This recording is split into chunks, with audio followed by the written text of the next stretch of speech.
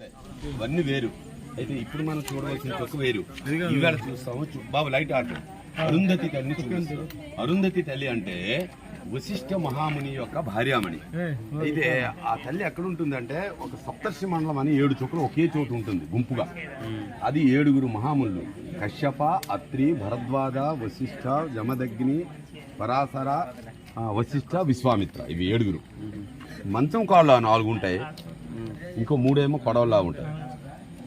ఈ 7 నుంచి కొడవల్లా ఉన్న చుక్కల్లో మధ్యని చుక్క పేరు వశిష్ఠ మహాముని.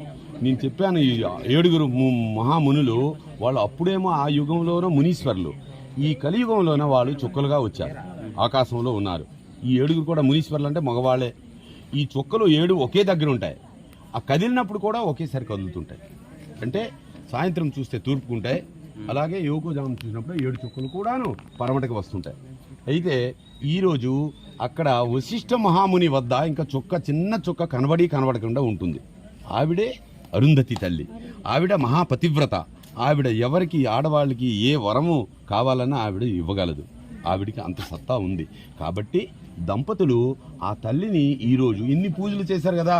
మనం కన్యాదానం చేసాము, కంకణ పూజలు వేసాము, కన్యాదానం, వినాయకుడు పూజ ఇవన్నీ చేసిన తర్వాత కూడాను, తర్వాత బెల్లం జీలకర్ర, తలవాలు, ఛత్రపాదాలు అయినప్పుడు కూడాను అరుంధతి తల్లిని ఏమని కోరుతారంటే, ఈరోజు నీకు వివాహం జరిగింది కదా, ఆ తల్లిని మీరు ఏం కోరుకుంటారు? తల్లి, నువ్వెలాగో నీ భర్త దగ్గర చోటు సంపాదించావో, 4 యుగాల వరకు ఉన్నావో, అలాగే మమ్మల్ని కూడాను 100 సంవత్సరాల వరకు సుఖ సంతోషాలతో సహా, ముఖ్యమైనది అది, సుఖ సంతోషాలతో సహా, పిల్లా పాపలతో సహా సౌభాగ్యవతిగా, సుమంగళిగా ఉండాలని మాకు దేవనలు అమ్మ తల్లి అరుంధతి నమస్కారం చేయాలి. అంతవరకు ఫోటోలు గిట్టోలు ఏం చూడకూడదు.